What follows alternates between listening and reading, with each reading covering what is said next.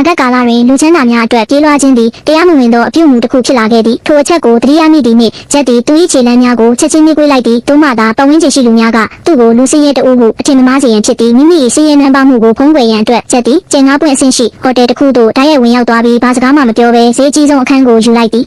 သို့သောဤဟိုတယ်၏ထူးဆန်းသောအချက်မှာအဲကျိုဝန်ထမ်းသည်သူ့ထံမှငွေကြေးတစ်ပြားတစ်ချက်မှမယူခြင်းပင်ဖြစ်သည်ထိုအစားထူးဆန်းသောကိရိယာတစ်ခုကိုထုတ်ယူကာသူ၏လက်ကိုစကန်ဖတ်လိုက်ပြီးအခန်းတော်ကိုပေးလိုက်လေသည်အမှန်စင်စစ်၏အနာဂတ်ကဘာတွင်အရာရာကိုငွေဖြင့်ဝယ်ယူ၍မရနိုင်ပေထိုအစားလူတစ်ယောက်သည်အရာအလုံးအတွက်အချိန်ကိုပေးဆောင်ရသည့်အကြောင်းမှာလူတဦးမွေးဖွားလာသည့်အခါတိုင်းသူ၏လက်မောင်းပေါ်တွင်အချိန်တိုင်းဆက်တစ်ခုပါရှိနေသောကြောင့်ဖြစ်သည်ဤအချိန်တိုင်းဆက်သည်ထိုလူတွင်အသက်ရှင်ရန်အချိန်မြင့်ကျန်တော့သည်ကိုဖော်ပြနေသည့်ပစ္စည်းများကိုလည်းဤအချိန်တိုင်းဆက်ဖြင့်ပင်ဝယ်ယူရပြီးအချိန်သည်သူများတို့တဖြည်းဖြည်းရောက်ရှိသွားပါကထိုသူ၏အသက်သည်လည်းထိုနေရာ၌ပင်ဆုံးရှုံးသွားမည်ဖြစ်သည်သို့သောအကယ်၍တစုံတစ်ယောက်၏အချိန်တိုင်းဆက်သည်စက်တိုက်တိုးပွားနေပါကထိုသူသည်ထောင်ရအသက်ကိုပင်ရရှိနိုင်သည်သို့သောဤကဲ့သို့အထူးအချိန်တိုင်းဆက်မျိုးကိုလူချမ်းသာများနှင့်စီးပွားရေးလုပ်ငန်းရှင်ကြီးများသာပိုင်ဆိုင်ကြသည်လူစင်းရဲများမှာမူနောက်ထပ်တစ်ရက်မျှအသက်ဆက်ရှင်နိုင်ရန်အတွက်အချိန်နည်းငယ်ထပ်မံဝယ်ယူနိုင်ရန်နေ့စဉ်နေ့တိုင်းအချိန်ပိုအလုပ်လုပ်ကြရသည်သို့သောချက်သည်ဤတက္ကနာကိုဂရုမစိုက်ပေအကြောင်းမှာသူနည်းနည်းနိုးလာသောအခါသူ၏လက်မောင်းပေါ်ရှိအချိန်တိုင်းဆက်တွင်အနှစ်1000ကျော်ကျန်ရှိနေသေးသောကြောင့်ဖြစ်သည်ပြည်၏ဝယ်ချိန်များကိုကုန်လွန်စေရန်အတွက်ချက်သည်ထိုဟိုတယ်ရှိအကြီးဆုံးကာစီနိုဝိုင်းသို့သွားခဲ့သည်ဤနေရာသို့ဝင်ရောက်ရန်အတွက်အချိန်ပေးဆောင်ရမည်ကိုသူလုံးဝမသိရှိခဲ့ပေအချိန်တစ်နှစ်တိတိပေးဆောင်ပြီးနောက်ချက်သည်ဖဲဝိုင်းတစ်ခုသို့ရောက်ရှိသွားသည်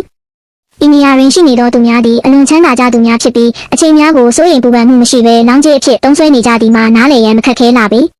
ကျဲဤအချိန်တိုင်းဆက်ရှိကနန်းများကိုမြင်လိုက်ရသောအခါရှေ့တွင်ထိုင်နေသောလောင်းကစားသမားတဦးကလောင်ပြောင်လိုက်သည့်အကြောင်းမှာဤနေရာသို့လာသောသူများသည်ထိုမျှလောက်နေပါသောအချိန်ပမာဏဖြင့်မလာကြသောကြောင့်ဖြစ်သည်မိမိကိုယ်ကိုလောင်ပြောင်ခံရသည်ကိုမြင်သောအခါချက်ကသူ့ကိုတင်ငန်းစာပေးရန်ဆုံးဖြတ်လိုက်သည်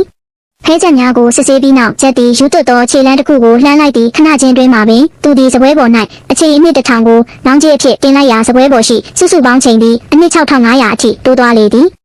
ရှေ့မှကစားသမားသည်ရင်းကိုမြင်ပြီးအံ့အားသင့်သွားတော့လဲသူသည်လည်းလောင်းကျဲထက်တိုးခြင်းဖြင့်ဤပွဲကိုနိုင်နိုင်သည်ဟုတွေးလိုက်သည်သူသည်ဂျက်ကိုအနိုင်ယူမည်ဟုသောအတွေးဖြင့်လောင်းကျဲကိုချက်ချင်းထက်တိုးလိုက်သည်သို့တော်ဂျက်သည်သူကဲ့သို့တာမန်လူတစ်ယောက်မဟုတ်သည်ကိုသူမသိခဲ့ပေအံ့ဩစရာအကောင်းဆုံးမှာဂျက်သည်တစ်ဖက်လူ၏ဖဲချက်များကိုကြည်ပြီးသားဖြစ်နေခြင်းပင်ထို့ကြောင့်ခိတ္တအတွင်းမှာပင်သူသည်သူ၏တသက်တာလုံးကြန့်ရှိနေသောအချိန်အားလုံးကိုဤလောင်းကျဲထဲသို့ထည့်လိုက်သည်ယခုအခါကာစီနိုဇပွဲပေါ်ရှိအချိန်သည်အနှစ်ခု2000အထိတိုးသွားပြီဖြစ်သည်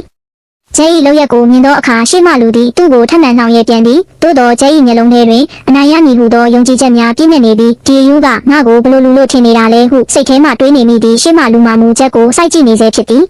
လူတစ်ယောက်ကဒီလောက်အထိယူသွတ်တဲ့လောင်းကစားမျိုးကိုဘလို့လောက်ကစားနိုင်တာလဲဟုသူစိတ်ထဲမှတွေးနေမိသည်တငယ်ချင်းတို့ရေဒါကြောင့်လေလောင်းကစားခြင်းဟာဘေးဥပဒ်ဖြစ်စေတယ်လို့ပြောကြတာပေါ့